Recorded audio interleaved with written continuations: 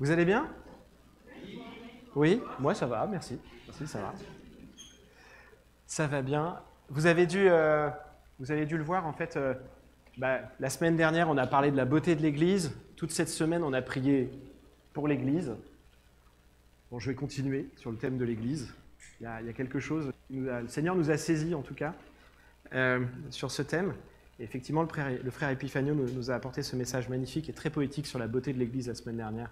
Je vous laisserai le réécouter, hein, si pour ceux qui l'auraient raté, n'hésitez pas à aller l'écouter sur YouTube, il est toujours disponible. Et cette semaine, du coup, on a prié sur le thème de l'Église également, mais alors à travers les lettres envoyées à chacune des églises dans Apocalypse 2 et 3. Et on a pu voir tous ensemble, en fait, comment en fait, le Seigneur Jésus vient scruter les églises et vient regarder dans ces églises, finalement, il vient chercher finalement les mêmes critères que ceux qui nous demandent à nous individuellement. Il vient voir où ils en sont sur l'amour, où ils en sont sur la fidélité, sur la persévérance, sur la bonté, sur le fait qu'ils prennent soin des autres. Et c'est en Église, c'est à l'échelle de l'Église en tout cas que tout cela est regardé. Et c'est ce que je vous propose maintenant, c'est d'aller en fait un poil plus loin. On a parlé de l'Église, on a vu que l'Église était importante aux yeux de Dieu. Et ce que j'aimerais, c'est qu'on puisse aller plus loin et voir en fait si cette Église elle est importante aux yeux de Dieu, est-ce qu'elle est importante à nos yeux? Quelle est la place qu'on laisse à l'Église dans notre vie? On se situe vis-à-vis de l'Église. Alors oui, l'Église fait partie du plan de Dieu. L'Église, c'est pas un mode d'organisation inventé par les hommes. Alors certes, il y a des associations, il y a différentes dénominations, oui, tout ça, c'est très humain, c'est vrai. Mais au départ, c'est l'idée de Dieu. Dieu, dès le début, si vous prenez la Genèse, au tout début, il a fait l'homme. Et très vite, il s'est rendu compte que ce n'était pas bon que l'homme soit seul. Du coup, il a fait l'homme et la femme. Après, il s'est choisi un peuple. Il s'est choisi un peuple pour se révéler au monde. Ce peuple, c'était le peuple juif. C'était la descendance d'Abraham. On va prendre le texte après, tout à l'heure. Ce peuple juif, il a fait une alliance avec lui, il lui a donné des commandements. Il en avait 10. Et comme ils étaient bien incapables d'arriver à atteindre ces commandements, d'arriver à les suivre, d'arriver à répondre parfaitement à tous ces commandements, il leur a aussi fait don de rites, et notamment de ce magnifique temps, qui est le temps de Yom Kippour, où en fait, tous les ans, il y a ce sacrifice d'action de grâce qui permettait en fait au peuple juif de voir ses péchés lavés et de pouvoir continuer à être le peuple de Dieu. Et Jésus est venu. Et Jésus est venu et il a accompli toute la loi. Il a accompli les 10 commandements. Et il a rétabli la relation entre l'homme et Dieu. Amen. Et pour Jésus, Dieu a également choisi un peuple. Et vous savez qui c'est ce peuple? C'est l'Église. C'est la fiancée. On va peut-être... Hop. Je sais pas si j'ai la commande là? Non, ça ne marche pas. Mais juste, hop, celui d'après. Donc là, on a les deux. Hop, premier, ça c'est Dieu qui choisit le peuple juif. Si vous voyez, c'est des descendants d'Abraham. Non, d'Abraham, parce qu'en fait, la première chose qu'il fait, c'est renommer Abraham en Abraham, et il lui donne le peuple juif. C'est sa descendance. Si on prend le parallèle maintenant avec ce qui se passe dans Matthieu, on voit que Jésus, lui, il renomme Simon en Pierre. Et sur cette pierre, je bâtirai mon Église. C'est plus un seul peuple qui est choisi, c'est une multitude. L'Église, c'est une multitude. L'Église, c'est nous tous, peu importe d'où on vient. On n'a plus besoin d'être fils d'Abraham pour être choisi par Dieu. Ce qui fait qu'on est de l'Église, c'est qu'on est disciples de Christ. C'est qu'on a choisi de donner notre vie à Christ. C'est qu'on est passé par les eaux du baptême. C'est ça qui nous permet de prendre possession de cet héritage que Dieu nous a donné. On va revenir là-dessus tout à l'heure. C'est grâce à ça qu'on est appelé enfant de Dieu. C'est grâce à ça qu'on fait partie de cette Église, de cette belle Église.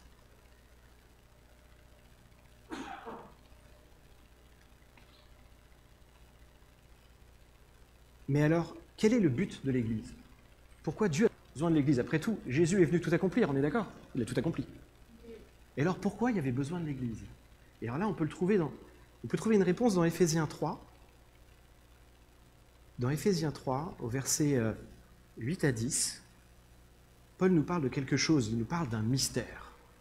« À moi qui suis le moindre de tous les saints, cette grâce a été accordée d'annoncer aux païens les richesses incompréhensibles de Christ et de mettre en lumière quelle est la dispensation du mystère caché de tous les temps en Dieu qui a créé toutes choses, afin que les dominations et les autorités dans les lieux célestes connaissent aujourd'hui par l'Église la sagesse infiniment variée de Dieu. » Comme le peuple juif a été choisi par Dieu pour que le monde voie qui était Dieu, l'Église a été choisie par Dieu pour que le monde voie quel était le mystère, quelle était la sagesse infinie de Dieu. En quoi Christ change les choses, en quoi le fait qu'il y a des gens qui vivent sans Christ et des gens qui vivent avec Christ, et qu'est-ce que cela change? Si l'Église n'est pas là pour faire ça, personne ne le voit. Donc l'Église est dans le plan de Dieu. Et son plan, il y a une charge, il y a une responsabilité derrière. Mais ne vous inquiétez pas, on n'est pas tout seul pour faire ça. Et donc cette Église qui est choisie par Dieu, ce qui est merveilleux, c'est qu'elle est faite de plein de gens qui ont été également choisis par Dieu. Et ces gens, c'est nous. C'est son peuple. Nous avons une place dans cette Église. Nous avons une place unique dans l'Église. Chacun d'entre vous ici, vous avez une place unique. Tu es unique. Tu es unique. Tu es unique. Tu es unique. Dites à votre voisin, tu es unique, ça ira plus vite. Steven aussi, tu es unique. Je te vois, tu es un peu loin et tout ça. Voilà, voilà. Merci. Voilà. Cascade jusque dans la rue s'il faut. Ça peut marcher. Et oui. Merci. J'attends depuis tout à l'heure. Merci. Merci Victoire. Quand on regarde les images en fait qui parlent de l'Église dans le Nouveau Testament, il y a deux images qui reviennent. On va parler d'une filiation, on va parler souvent des enfants de Dieu, fils de Dieu, etc. Et on va parler également du corps. Et j'aimerais qu'on revienne un petit peu sur ces deux images et sur ce que ça veut dire en fait pour notre place dans l'Église. La première image, c'est celle de la famille. Voilà, très bien, merci. Cette image de la famille qu'on voit effectivement dans Jean, dans Galates, dans Jean 1,12, mais à tous ceux qui l'ont reçu, à ceux qui croient en son nom, elle a donné le pouvoir de devenir enfants de Dieu. Et dans Galates 3,26, car vous êtes tous fils de Dieu par la foi en Jésus-Christ. Nous faisons partie de la famille de Dieu. Une famille dont Dieu est à la tête. Qu'est-ce que cela veut dire? Eh bien, pour commencer, si Dieu est à la tête, eh bien, ça veut dire qu'en fait, c'est ses règles à lui qui s'imposent à la famille. On est d'accord, hein? Et est-ce qu'on choisit sa famille? Non. Eh bien, c'est la même chose dans la famille de Dieu. On ne choisit pas ses frères et sœurs en Christ. On ne choisit pas avec qui on va servir. En fait, c'est Dieu qui nous place ensemble pour son œuvre. Et il nous donne ce lien invisible qui nous unit. Je ne sais pas si vous avez remarqué, quand on croise un chrétien, au moment où on apprend qu'il est chrétien, il se passe quelque chose, non? Oui. Ça vous parle, j'en suis sûr. Il se passe quelque chose. Et on ne sait pas ce que c'est. C'est un truc, on sait, ah ouais, on a le même truc, tout ça. On partage ce truc. C'est l'amour. C'est l'amour, ce lien invisible. Il est merveilleux, ce lien. Et comme dans les familles, eh bien, on peut avoir des affinités plus avec les uns qu'avec les autres. Et comme dans les familles, on peut aussi avoir des fois des résistances avec les uns avec les autres. Et c'est là aussi où on a besoin de l'amour. On a besoin de ce lien merveilleux qu'est l'amour. Et comme dans les familles, eh ben, on va prendre soin des uns des autres, peu importe ce qu'on a fait et ce qu'on n'a pas fait. Franklin, à plusieurs reprises, je l'ai entendu donner cet exemple où il dit « Mais mes enfants, peu importe ce qu'ils font, ça reste mes enfants. » Et c'est vrai pour nos enfants aussi d'ailleurs, hein, moi je le vois. Hein. Ils peuvent nous... Peu importe, ils rentrent à la maison et ils s'assoient à table et ils s'attendent qu'on leur donne à manger. On est d'accord? Bon, bah Dieu il est un peu pareil avec nous, on peut le rendre... Non. Mais on s'attend toujours à ce qu'il soit là pour nous. Et on a raison parce qu'il est toujours là pour nous. Et donc on est ses enfants. On fait partie de cette grande famille. C'est ça notre place. On est appelés à vivre ensemble selon le modèle de Christ, à se soutenir les uns les autres, à prendre soin des uns des autres liés par l'amour. Et l'Église, c'est aussi un corps. Dans Romains 12, 5, « Ainsi nous qui sommes plusieurs, nous formons un seul corps en Christ. Et nous sommes tous membres les uns des autres. » On viendra à la fin sur ce verset. On va juste lire Éphésiens 4, 16, parce que Paul aime beaucoup cette image du corps, il en parle dans beaucoup de lettres. « C'est par lui que toutes les parties du corps tiennent ensemble et sont unies. Beaucoup d'articulations servent à unir le corps. Et quand chaque partie du corps fait son travail, le corps grandit et se construit lui-même dans l'amour. » Dans 12, il est dit qu'on est tous membres les uns des autres. C'est curieux comme tournure, non? Je sais pas. On est membres les uns des autres. On fait partie des uns et des autres. C'est un lien qui est encore plus... c'est encore quelque chose d'encore plus difficile à délier que la famille. Le corps, si vous enlevez un membre du corps, un organe, quelque chose, ça ne marche plus. C'est vivant que quand tout le corps est ensemble. Il ne peut y avoir de vie que quand le corps fonctionne ensemble. Sinon, il n'y a pas de vie. Et c'est ça l'enjeu. Et c'est ça l'enjeu d'être membres des uns des autres. Dans Éphésiens, on en a parlé en jeûne et prière hier, il y a ce fait que ce corps, pourquoi c'est un corps? C'est un corps, eh bien, on est tous membres du même corps pour qu'on grandisse les uns les autres, pour qu'on s'aide à grandir, pour qu'on se construise dans l'amour, pour qu'on serve ensemble, qu'on se serve mutuellement ensemble. Et c'est là aussi notre place. On a tous notre place aussi là-dedans, notre rôle à jouer. Et c'est la même chose en fait dans chacune des choses qu'on fait à l'Église. Vous voyez bien le culte, il y a la louange, il y a l'accueil. On voit bien, dans le service, ça fonctionne de la même manière. S'il y a quelque chose qui manque, ça nous manque à tous. Quand il n'y a pas de louange, c'est un peu triste un culte sans louange. S'il n'y a pas d'enseignement, on est moins enseigné.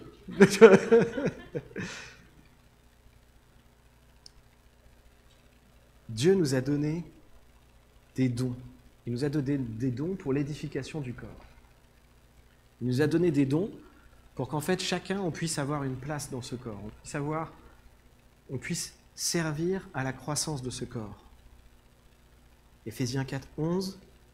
« Voici les dons que Christ a faits. Les uns ont reçu le don des apôtres, ou bien des prophètes, ou bien d'annoncer la bonne nouvelle. D'autres ont reçu le don de conduire le peuple de Dieu, ou encore d'enseigner. Par ces dons, le Christ a voulu former ceux qui appartiennent à Dieu.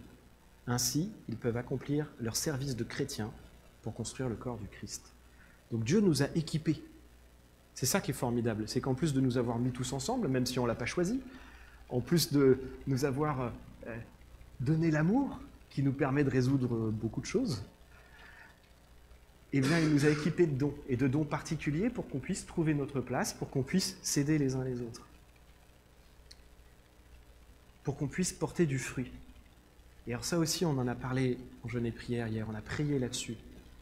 L'Église, c'est le lieu où on porte du fruit. Et ça, c'est important. Parce qu'en fait, si vous faites quelque chose par vos forces, si par exemple, on va rendre service à quelqu'un dans la rue, est-ce que c'est porter du fruit? C'est rendre service.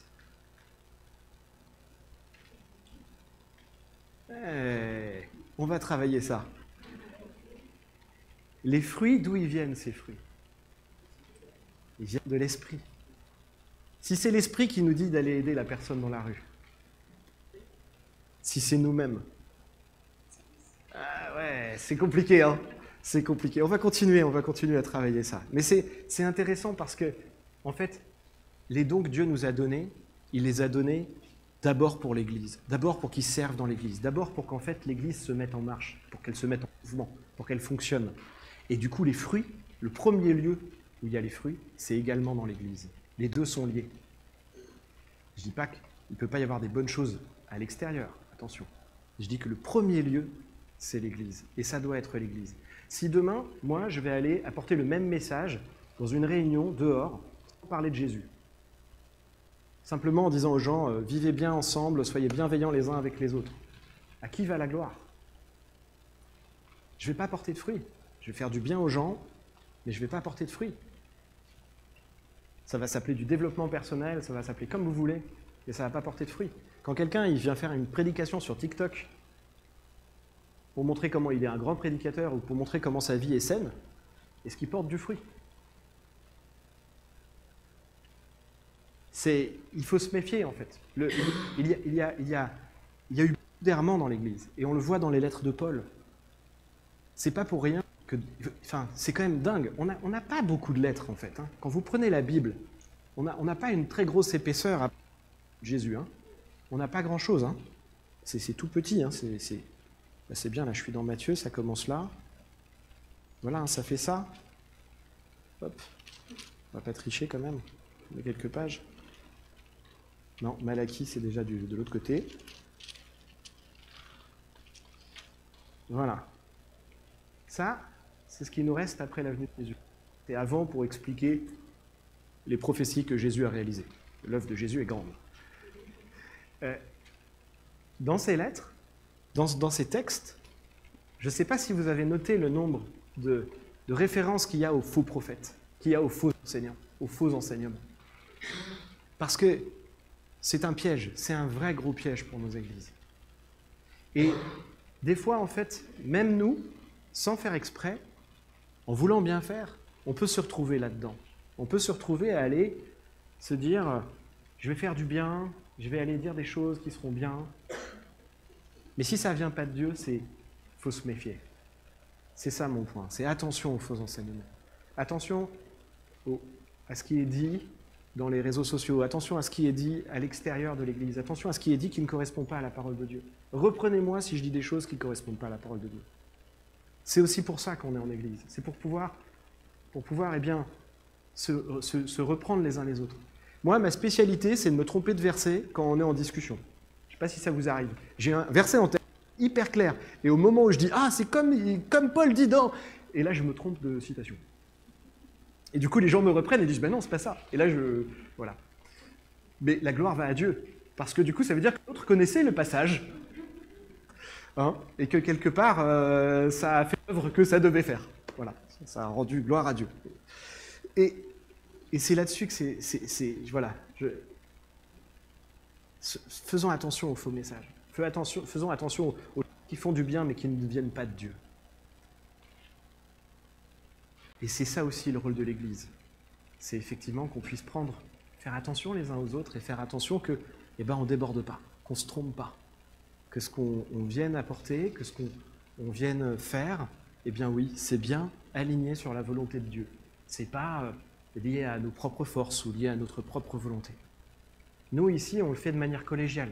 On a souhaité que l'Église elle soit gérée de manière collégiale pour exactement ça, en fait. Pour éviter de se planter, pour éviter de faire autre chose que la volonté de Dieu. Et je ne vous dis pas qu'on y arrive. Je dis juste qu'on essaye et qu'après, Dieu fait grâce. Mais voilà, je pense que ça, c'est important. Et c'est important de se poser cette question. Dans les services qu'on fait, dans la manière dont on parle à notre voisin, dans la manière dont, même quand on est au travail, est-ce que quand on est au travail, on est bien représentant de l'Église? Est-ce qu'on voilà, on ne change pas des fois de casquette ou on ne se trompe pas des fois de casquette? Tout ça pour arriver à mon point. Je sais, c'était une très longue introduction, mais en fait, c'était les deux premières parties, je vous rassure, on a presque fini. La place de l'Église dans notre vie. L'Église, on a vu, fait partie du plan de Dieu. Et nous avons une place dans cette Église. On a été équipés, on a des dons, et on a été équipés afin qu'on porte du fruit, afin que tous ensemble, tous individuellement, on porte du fruit. Est-ce que nous avons saisi aujourd'hui dans nos vies ce que Dieu veut nous apporter avec l'Église? Regardez autour de vous. Allez-y. Vous voyez les frères et sœurs qui vous entourent? Eh bien, si Dieu les a mis là, c'est pour vous bénir. Et qu'en retour, vous soyez une bénédiction pour eux. Regardez comment ils sont beaux. Oui, parce que si l'Église est belle, c'est un ensemble de belles choses, on est d'accord. Nous avons tous les dons. Alors de quoi as-tu besoin?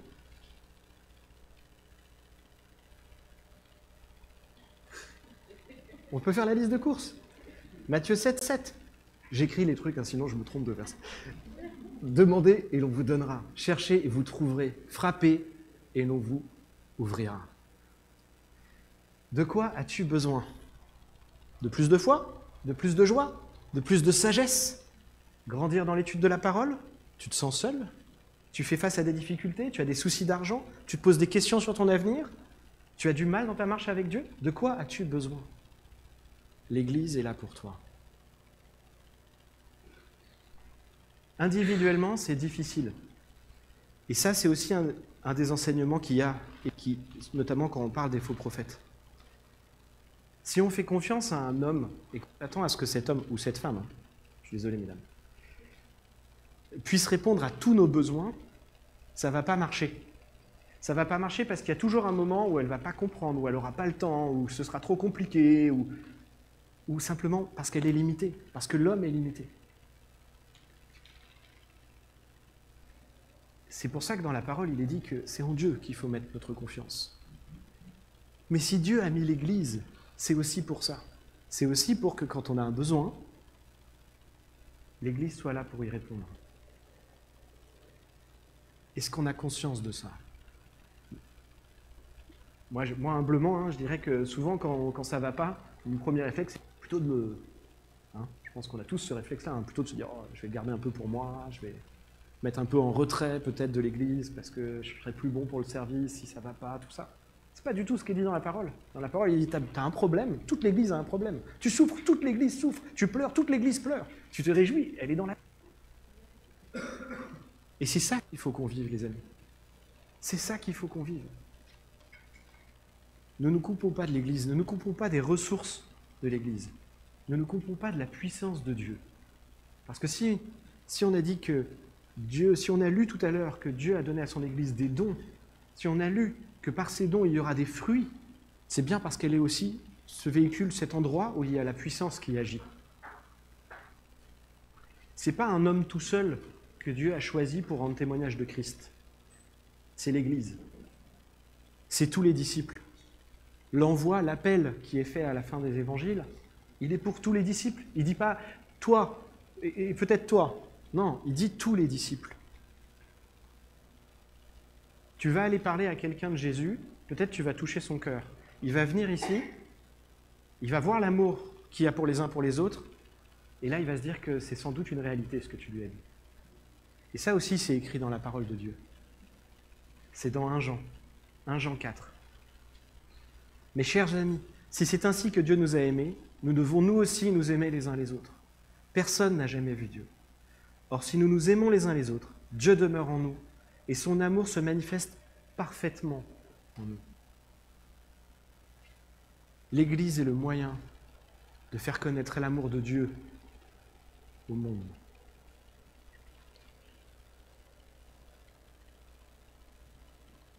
Est-ce que c'est la place qu'on donne à l'Église dans notre vie? Alors j'ai dit ces belles choses, j'ai dit ces choses qui font du bien, qui dit que oui, l'Église, elle est là pour toi quand ça ne va pas. Mais l'Église, c'est aussi nous. Ça veut dire que c'est aussi nous qui devons être là pour les autres. C'est aussi nous qui devons être là pour rendre, pour venir être en bénédiction pour le frère ou pour la sœur, pour venir le soutenir quand ça ne va pas, pour venir répondre aux besoins de son peuple. Je l'ai dit tout à l'heure, je ne dis pas ici que tout le monde est appelé à servir H24 dans l'Église, ce n'est pas ça le sujet. Le sujet, c'est que nous sommes l'Église, peu importe où on va, que ce soit au travail, que ce soit dans la rue, que ce soit en voyage, on est représentant de l'Église. Avec ça, il y a des droits, il y a des devoirs. Il y a des dons, et il y a des devoirs plutôt. Il y a des dons que Dieu nous donne, qu'il nous fait, et il y a également des devoirs qu'on a les uns vis-à-vis des autres, les uns vis-à-vis de l'Église.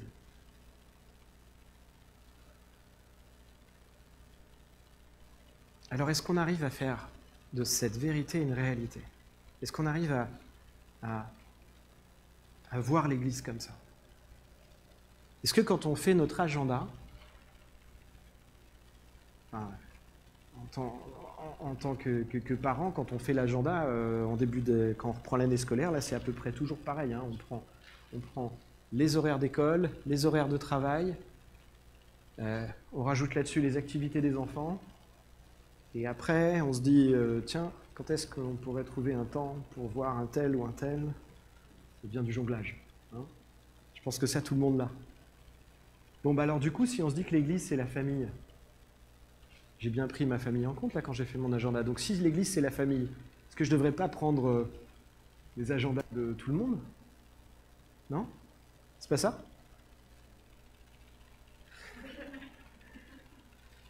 Mais c'est pour ça qu'on a Dieu. Et la bonne nouvelle, c'est que on est tous concernés. Donc si tout le monde fait...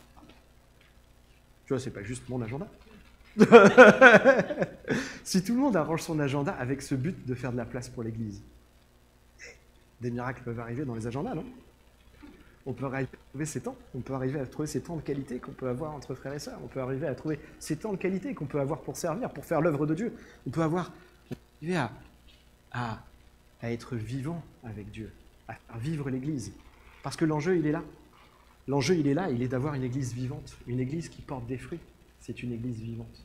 Une Église qui ne porte pas de fruits, je suis désolé, mais ce n'est pas une Église vivante.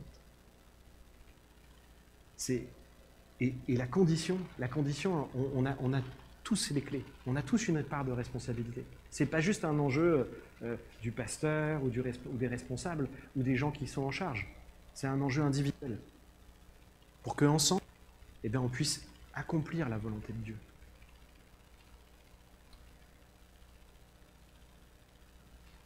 Je vous ai mis normalement deux... Ah, voilà, j'adore ce que David fait. Voilà, il fait le job. Ça c'est un exemple d'activité de l'Église. Qu'est-ce que fait EBE? Très concrètement, qu'est-ce qu'on fait? Qu'est-ce que ça veut dire? J'entends là, tu nous parles de l'Église, de la place, mais ça veut dire quoi? Bah, concrètement, là, on se voit aujourd'hui, on a pris ce temps pour faire le culte. C'est une activité de l'Église. On a du temps dans les groupes de maison. D'hommes, de femmes, de jeûne et prière. On a des temps d'enseignement, des bases de la foi, on a des temps d'enseignement pour les enfants, pour les ados, on a des temps d'enseignement pour du discipulat. On a également des actions sociales, les maraudes, la mission des sans-logis. Tout ça, ça fait un peu liste de courses. Mais si vous m'avez suivi, tout ça, c'est le moyen très concret que l'Église a de faire la volonté de Dieu. Si on n'est pas là pour prier les uns pour les autres, on ne fait pas la volonté de Dieu. Si on n'est pas à nos réunions, on ne fait pas la volonté de Dieu. Et c'est aussi là où on a les bénédictions, les fruits dont je vous ai parlé. Si tu cherches de l'aide, elle est là. Si tu as un groupe de maison, ils vont prier pour toi, ils vont être là, ils vont pouvoir t'épauler. Si ton enfant il est enseigné, il a beaucoup plus de chances de bien réussir sa vie et de suivre Jésus dans sa vie que s'il ne l'est pas. Il y a un vrai enjeu à ce qui se passe là-haut. Si on n'a pas les maraudes, les missions des sans-logis, notre foi, elle ne sert à rien. Si concrètement, on ne va pas vers les pauvres, si concrètement, on ne va pas aider son prochain, tout ce qu'on prêche, ça n'a pas de sens. Ces activités-là, c'est juste une concrétisation de ce que Dieu nous demande. Je repose la question, est-ce que tu vas prendre les bénédictions qui sont là pour toi dans ces activités? Les jeûnes et prières, les amis. S'il vous plaît, les jeûnes et prières. Si vous saviez les bénédictions des jeûnes et prières, si vous saviez les temps incroyables qu'on vit aux jeûnes et prières, les libérations, les guérisons, toutes les choses incroyables qu'on a vues en jeûnant et en priant ensemble, pourquoi sont plus importants? Les groupes de maison, avoir des gens qu'on peut appeler quand ça ne va pas. Moi, j'ai cette chance-là. Je ne sais pas pour vous, mais moi, j'ai cette chance-là. Quand ça ne va pas, j'ai mon épouse, et j'ai de la chance, parce que c'est une grâce que Dieu m'a faite. Mais quand ça ne va pas, j'ai aussi des frères que je peux appeler à n'importe quelle heure du jour et de la nuit. Et je sais qu'ils seront là. Est-ce que tu as ça pour toi? Si tu ne l'as pas, c'est urgent. C'est important. Ils sont là, les gens. Ils sont là. Il y a plein de responsables de groupe. Je les vois. Ils sont autour. Ils sont ici. Ne vous coupez pas de ça. Ne vous empêchez pas d'aller avoir ça. Si vous avez l'impression de faire du surplace dans votre foi, eh bien, on est là aussi. Si vous avez un problème de vie, si vous avez un problème de marche, si vous ne savez pas ce qu'il faut, si vous avez une addiction, on est là aussi. Il y a des gens pour tout ça, il y a des ressources pour tout ça, il y a des gens qui se forment, il y a des gens qui sont formés, il y a des gens qui sont équipés, il y a des gens, c'est leur profession, c'est leur métier. Ne vous empêchez pas d'aller chercher ça.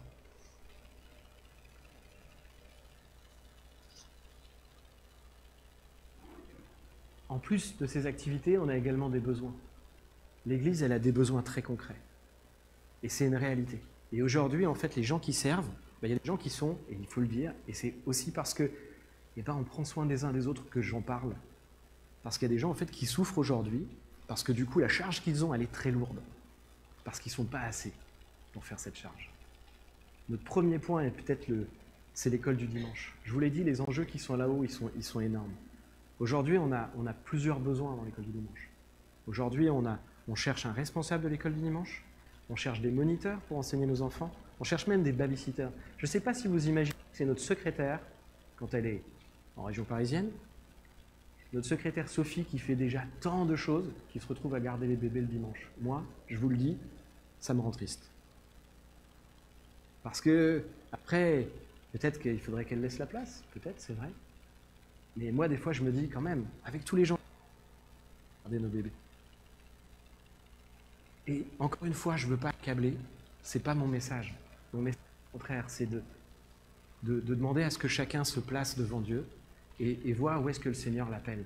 Voit où est-ce qu'est le petit effort que le Seigneur lui dit, tiens, là, tu serais une bénédiction pour tes frères et sœurs. Vous voyez, il y a des besoins sur la comptabilité, il y a des besoins sur la technique, il y a des besoins sur le ménage, il y a les groupes de maison également. On voudrait en avoir plus, on voudrait avoir plus d'occasions encore de pouvoir créer ces cellules, de pouvoir avoir des temps d'échange. Ça, c'est des besoins concrets. Des fois, on se dit, les prédications du dimanche, c'est très spirituel, mais ce n'est pas très concret.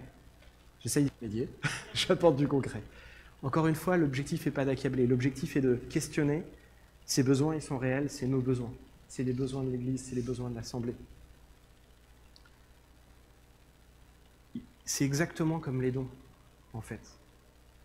On a les moyens d'y répondre à ces besoins. Dieu veut qu'on y réponde. Dieu veut qu'on enseigne nos enfants. Dieu veut qu'on puisse faire ces cultes. Dieu veut qu'on puisse être en bonne entente avec notre Église sœur et prendre notre part dans l'entretien du bâtiment. Dieu veut qu'on ait des temps riches en cellules de maison. Tout ça, c'est ce que Dieu veut pour nous.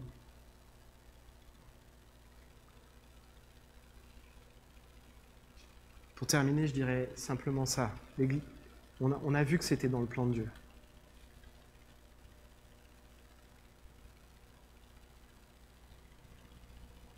On a vu que c'était dans le plan de Dieu qu'on soit réunis tous ensemble. Que ce n'est pas une idée d'homme. Que ce n'est pas quelque chose qu'on doit tenir à bout de bras. Alors du coup, il est hors de question qu'on le tienne à bout de bras. Et là aussi, du coup, on a besoin de vous. On a besoin de chacun d'entre vous parce qu'on a besoin de prière. On a besoin de Dieu. On a besoin que Dieu se saisisse de son Église. On a beaucoup de projets. On a essayé de les faire. Il y a des projets qu'on a réussi, il y a des projets, c'est compliqué.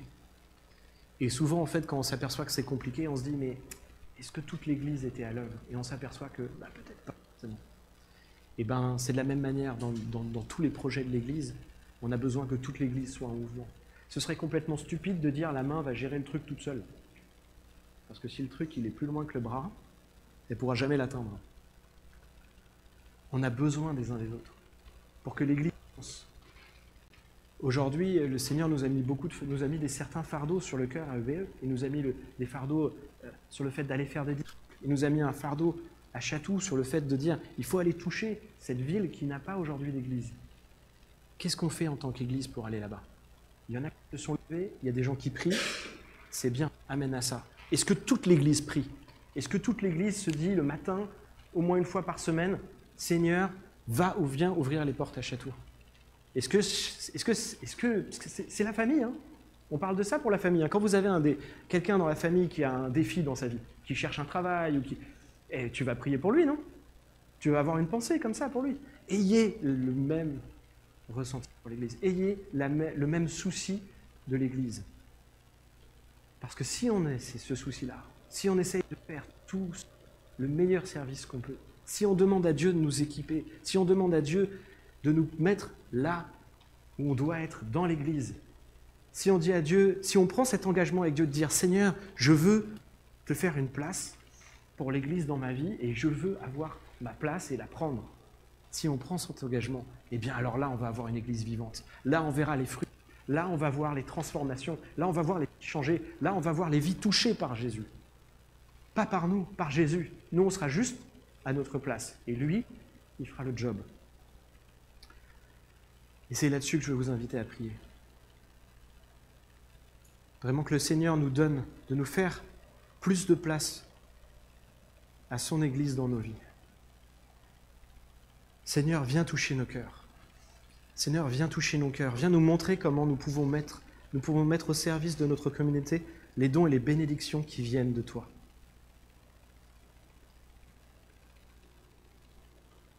Seigneur, je te prie pour EBE, Seigneur.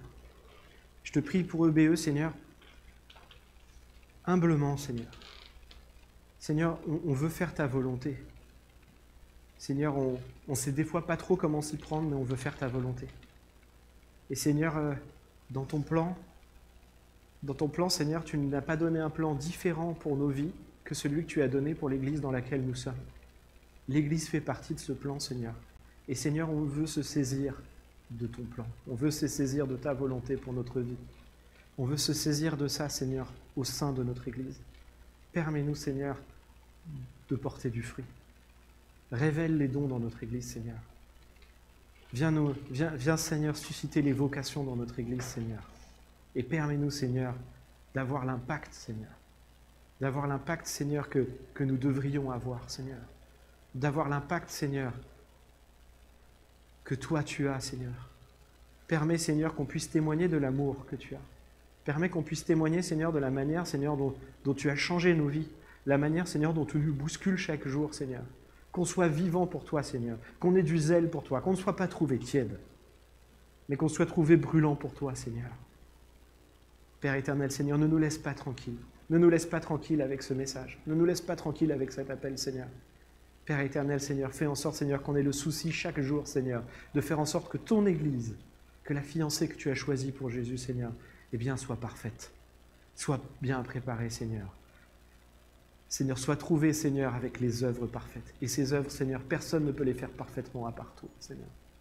Merci, Seigneur. Merci, Père éternel, Seigneur, parce que tu es Dieu, parce que tu es tout-puissant, Seigneur.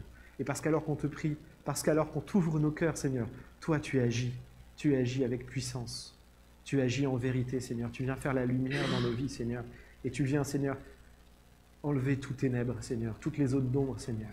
Père éternel, Seigneur, chasse toute culpabilité, Seigneur. Chasse toute tentative, Seigneur, de l'ennemi, Seigneur, de nous accuser, Seigneur. Parce que ce que tu veux, Seigneur, c'est révéler un appel nouveau en nous, Seigneur. Ce que tu veux, Seigneur, tu veux, Seigneur, eh bien, révéler, Seigneur, combien, Seigneur, on peut vivre cette vie nouvelle avec toi au sein de notre Église, Seigneur. Et qu'il n'y a pas d'autre manière de la vivre, Seigneur, qu'ensemble.